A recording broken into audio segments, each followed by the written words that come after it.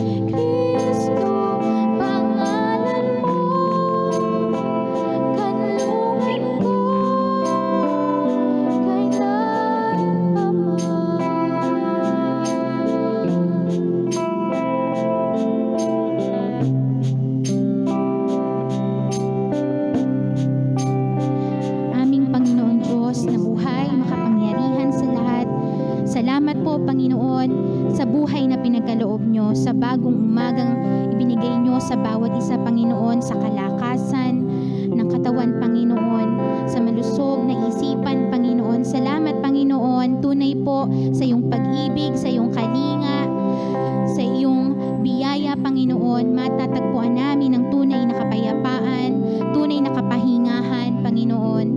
Salamat, Panginoon, sa iyong pagpapakilala sa amin.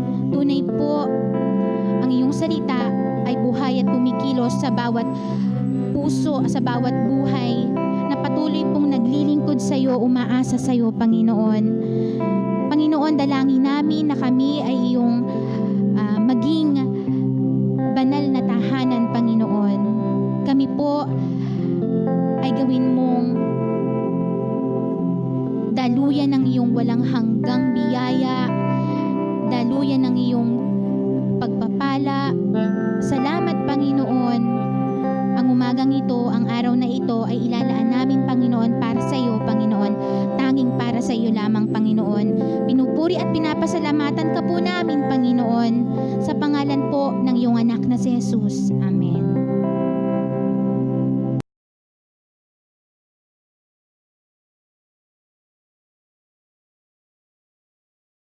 Ang tema natin for this month, it's now or never. Isang bagay na nagpapakita ng urgency. Kung hindi mo to gagawin, baka wala ka ng pagkakataon sa susunod. Naalala nyo yung 10 virgins last Sunday, yung tinalakay ko na kung saan ay yung 5 foolish virgins ay tinanggihan nila yung kanilang responsibility, tinanggihan nila yung kanilang accountability, sinayang nila yung kanilang opportunity. Nung time na kung saan ay magpapakita na yung bridegroom pero na-delay, lahat sila natulog. And after that, sa hindi inaasahang pagkakataon, biglang sumigaw yung servant at ang sabi, nariyan na yung lalaki kakasal, andyan na yung bridegroom. Ang ginawa nung 10, gumising silang sabay-sabay, pero napansin ng 5 foolish virgins na kulang na yung kanilang langis. Lumabas sila para bumili, pero nung sila ay habang bumibili, doon naman dumating yung lalaking o yung bridegroom. Sayang yung pagkakataon. Sinayang nila yung pagkakataon. Sa pagkakataong yun ay binigyan natin ng pamagat yung last Sunday topic natin na ang title noon ay kung kailan huli na ang lahat, doon gagawa ng paraan. Sa title natin ngayong umaga, ito ay pinamagatan natin na pwede namang hindi maging huli ang lahat. Pwede. Under grace pa tayo ng Panginoon ngayon eh.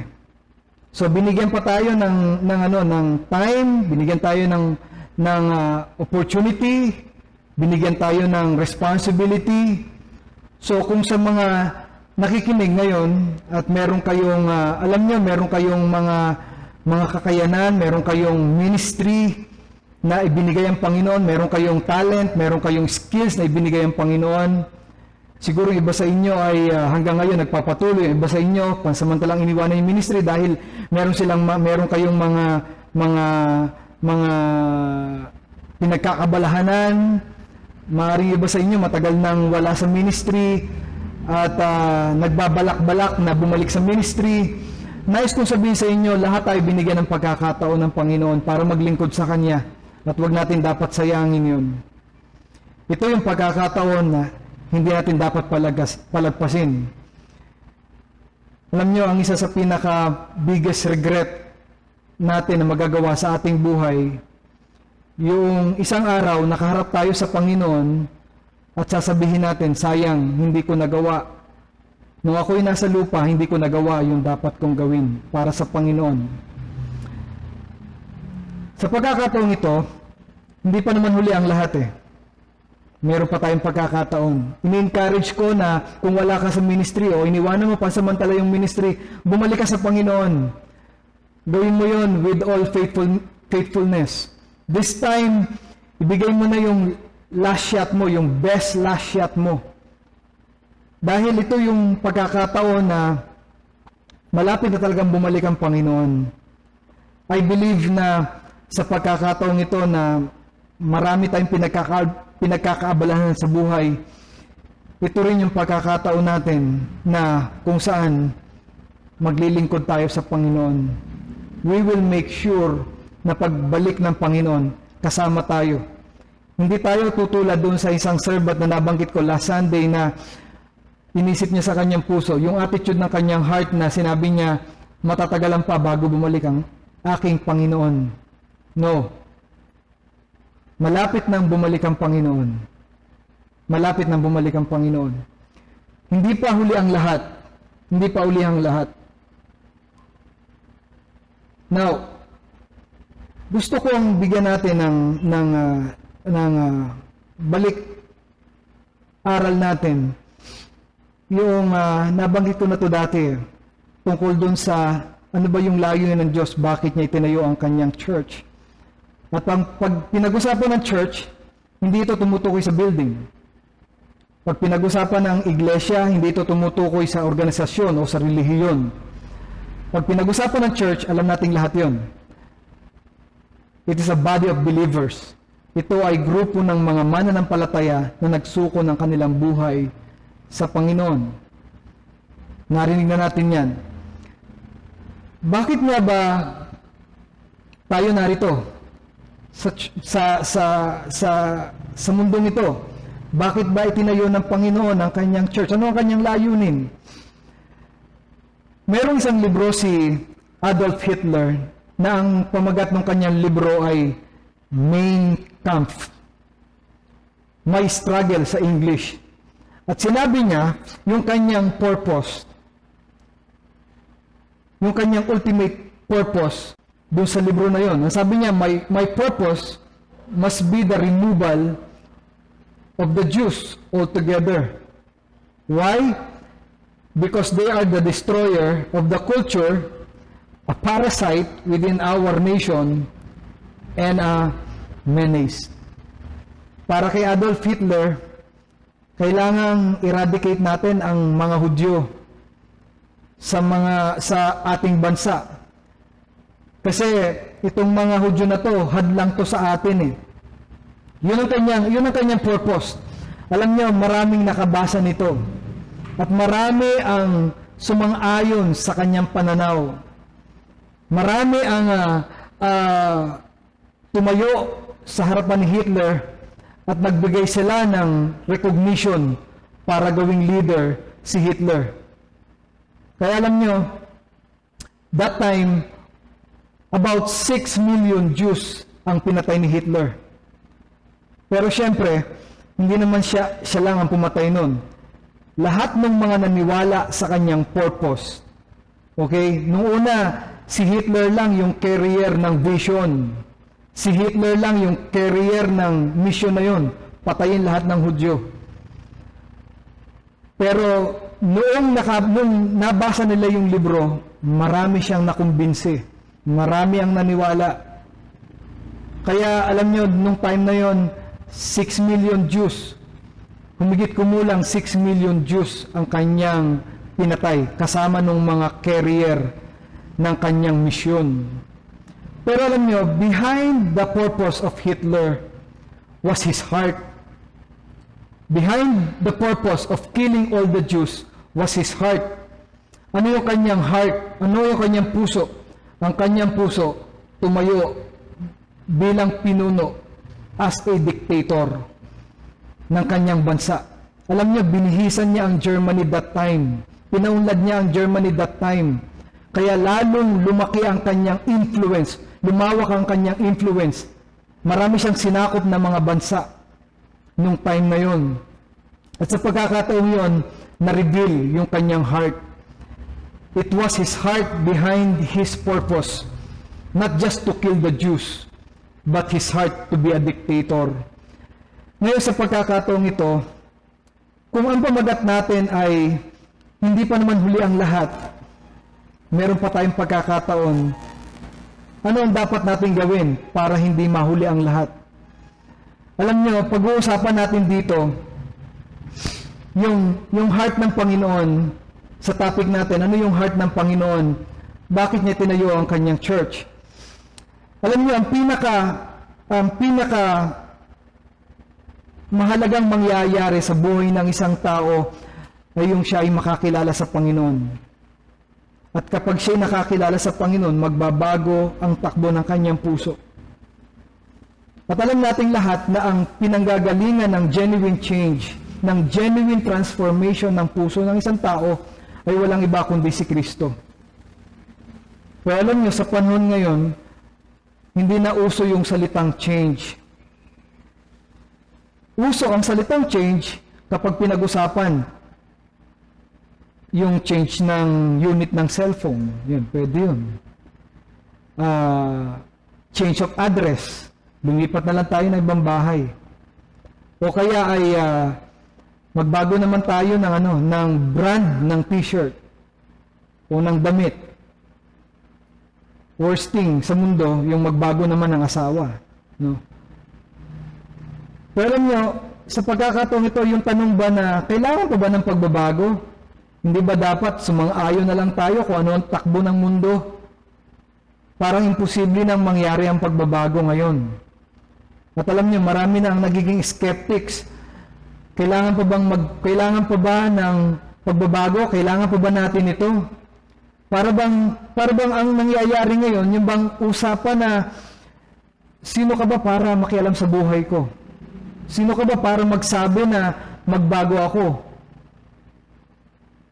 Ngayon sa pagkakataong ito, gusto kong basahin natin yung John chapter 3 at titingnan natin, dito sa verse na to, we will attempt to realize and discover ano ba yung puso ng Diyos behind doon sa kanyang layunin kung bakit itinayo ang church. Sabi dito sa John chapter 3 verse 19 to 20, ganito ang paghatol ng Diyos, na parito sa sanlibutan ng ilaw, ngunit inibig pa ng mga tao ang dilim kaysa liwanag. Sino yung ilaw na tinutukoy dito?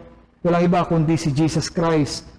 Siya yung sinugo ng Panginoon, siya yung sinugo ng Diyos na nagkatawang tao para mamatay para sa kasalanan nating lahat. Pero sabi doon, mas inibig pa ng tao ang dilim kaysa liwanag. Ipinako nila si Jesus. Hindi sila naniniwala kay Jesus. Noong una sila naniniwala sa miracle. Noong una sila ay tumanggap ng himala galing sa Panginoon. Maybe kamag-anak sila nung mga tumanggap ng himala that time. Pero in spite of it, sabi dito, hindi sila naniwala sa Panginoon. Ang sabi dito, sapagkat masasama ang kanilang mga gawa. Kinasusuklaman ng mga gumagawa ng masama ang ilaw, hindi lumapit dito upang mahayag ang kanilang mga gawa. That's the condition of our human heart. Sa puso ng Diyos, nakikita niya ang puso ng tao. Ayaw ng tao ng liwanag. Ayaw natin ng liwanag. Mas gusto natin ng dilim. Tingnan niyo yung Romans chapter 3. Sabi dito, verse 11 to 12, walang nakakaunawa, walang naghahanap sa Diyos. Notice walang naghahanap sa Diyos. Ang lahat ay lumihis ng landas at nagpakasama. Walang gumagawa ng mabuti, wala kahit isa. Sa paningin ng Diyos, sa puso ng Diyos,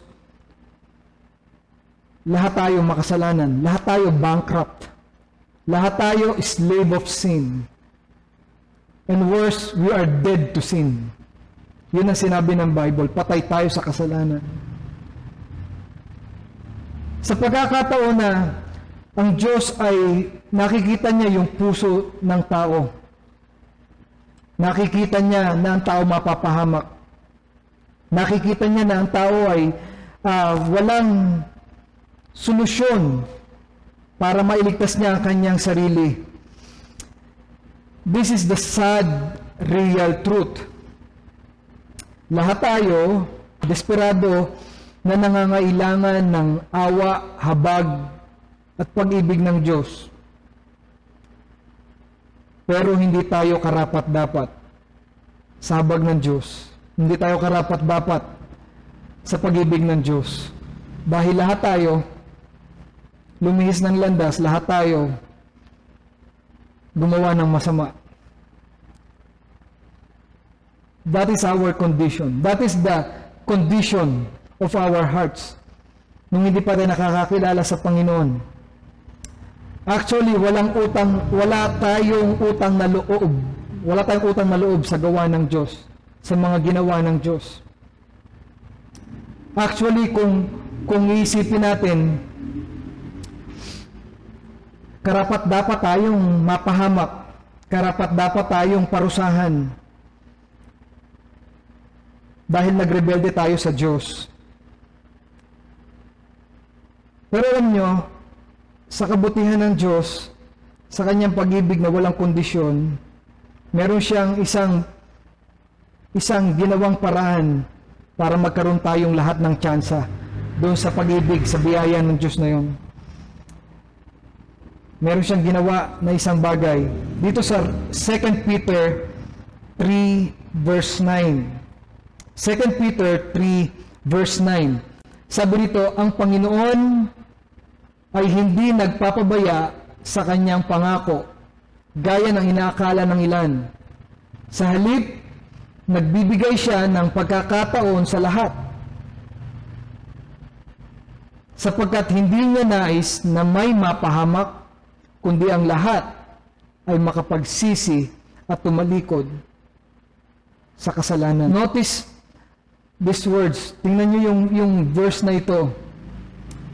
Sabi rito, lahat binibigyan niya ng pagkakataon. Ayaw niya isa man ay mapahamak, kundi ang lahat ay bigyan ng pagkakataon na magsisi at tumalikod. Bakit tayo narito? Bakit niya itinayo ang church? O ano ang layunin ng Diyos? Bakit mayroong church? Hindi lang para tayo ay pray, hindi lang para tayo ay mag-fellowship, hindi lang para tayo ay mag-praise and worship. Narito tayo kasi ito ang puso ng Diyos. Ayaw niya na isa man ay mapahamak. Paano mangyayari yung pastor? Ayaw niya na lahat tayo ay mapahamak, binigyan niya ng pagkakataon na lahat tayo makapagsisi at tumalikod. Paano yun, pastor? Gagamitin ka ng Panginoon. Gagamitin ako ng Panginoon. Sa pagkakataon ito, gusto ko ipakita sa inyo to. Ano ang layunin? Bakit itinayo ang church? Bakit tayo narito? Para mahalin ang Diyos, para mahalin ang kapwa. Ito lang yun. Dalawang layunin, dalawang dahilan. Bakit itinayo ng Panginoon ang kanyang church? Ayaw ng Panginoon na maguluhan tayo. Hindi tayo ang gagawa ng layunin natin sa buhay. Actually, binigay na ng Panginoon kung ano yung pwede nating maging layunin. Ano yung dapat nating maging layunin sa buhay. Mahalin ng Diyos, mahalin ang ibang tao. Pwede nating mahalin ang ating kapwa nang hindi minamahal ang Diyos. Pwede yun. Hindi dahil nagmahal ka sa kapwa, automatically, minamahal mo na ang Diyos. Kasi pwedeng mayroon akong ginagawa sa ibang tao, okay? Nakikita natin yung mga frontliners natin, di ba? Yung mga firefighters, yung mga philanthropist. Gumagawa sila ng mga mabubuting bagay para sa ibang tao. Pero siyempre saludo tayo sa kanila. Pero alam nyo, hindi lahat ng tao gumagawa ng mabuti para sa iba. ay maka-Diyos o mahal ang Diyos. May mga pagkakataon na gumagawa ang tao ng mabuti sa kanyang kapwa dahil meron tong balik sa kanya, personal. Meron siyang pakinabang. Pero alam nyo, what makes this purpose different is this. Bago natin mamahal ang ating kapwa, dapat nating matutunan na mahalin ang Diyos. Tingnan niyo yung Matthew 22, verse 37 to 39. Sabi rito, sumagot si Jesus, ibigin mo ang Panginoon mong Diyos ng buong puso, buong kaluluwa mo, buong pag-iisip mo. Ito ang pinakamahalagang utos. Ito naman ang pangalawa, ibigin mo ang iyong kapwa gaya ng pag-ibig mo sa iyong sarili. Dito sa verse na ito, pinapakita dito yung layunin. Walang ibang layunin ng church. Walang ibang layunin tayo. Secondary na lang yung mga nabanggit ko kanina about prayer, fellowship, praise and worship. Lumalakas tayo doon. Hindi natin binabaliwala yun. Pero ito ang pinakapuso ng Diyos kung bakit niya itinayo ang church. Para matutunan ng tao na ibigin, mahalin ng Diyos. And in respond to His love for His God, ay mamahalin niya ang ibang tao. At nabanggit ko na ito dati, ang pinakamataas na uri ng pag-ibig sa iyong kapwa ay maipakilala mo ang isang tao, madala mo ang isang tao, madala mo sa Panginoon ang isang tao kay Kristo. At doon magsisimula ang pagbabago ng kanyang puso. Alam ni Jesus, alam ng Diyos na hindi madali na ang isang tao dalhin mo sa Kanya. Dahil ang nature talaga ng puso ng tao ayaw sa Diyos dahil sa kasalanan. Sabi nga kanina, mas inibig natin ang dilim kaysa liwanag. Lahat tayo gumawa ng kasalanan. Hindi madali ang magdala sa Panginoon. Aalagaan mo yun. Hindi madali na ang isang tao ay mapaniwala mo sa salita ng Diyos. Alam ng Diyos yun. Kaya nga po, ang tinuturo sa atin, ibigin mo muna ang Diyos. Kasi ang i-initiate o mag-i-inspire sa'yo para magkaroon ka ng patience, magkaroon ka ng pagtsatsaga, magkaroon ka ng puso sa isang tao na hindi nakakakilala sa Panginoon. Madala mo siya sa Panginoon, maalagaan mo siya sa Panginoon, ang magdadala nun, yung pag-ibig mo sa Panginoon. I believe, hindi mo gagawin yon para sa iba kasi meron kang personal gain. Gagawin mo yon hindi dahil merong kapalit na pabor sa'yo. Gagawin mo yon, dadalhin mo siya sa Panginoon dahil mahal mo ang Panginoon mong Diyos. Mga kapatid, ito ang puso ng Diyos kung bakit niya tinayo ang church. Ito ang heart of God behind His purpose kung bakit niya tinayo ang church. Para ang tao magkaroon ng pagkakataon na magsisi, magbalik loob sa Kanya. At dahil doon, yung tao na yon na nakapagsisi ng kanyang kasalanan, nakilala niya ang Diyos sa kanyang personal na buhay. Isang araw, yung tao na yon na yung inilagaan,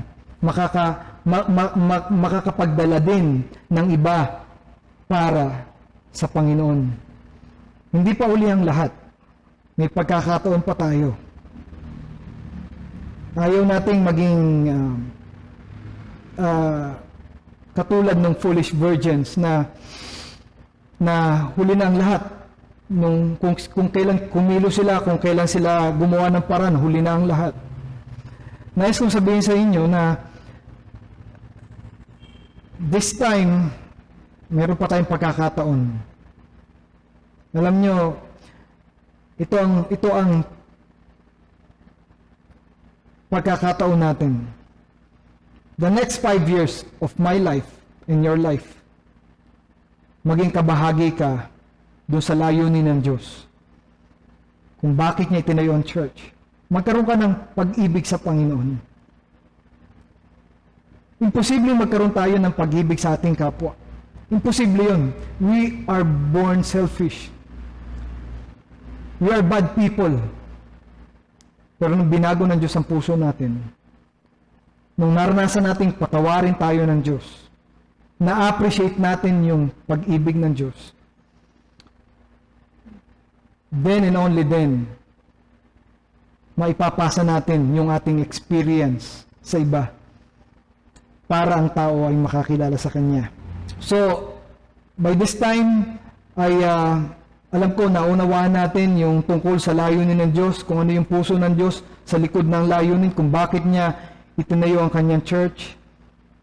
Yun pala yun, meron siyang puso, meron siyang gustong gawin sa puso nating lahat. Yung tayo ay makakilala sa Kanya, at pag tayo nakakilala sa Panginoon, pag nakakilala tayo sa Kanya, magbabago ang ating puso. At pag nagbago yung ating puso, maranasan natin yung pag-ibig ng Diyos, ito naman ay ibabahagi natin sa iba. So sa pagkakataong ito, ay magsimula tayong manalangin at ating ibigay sa Panginoon yung ating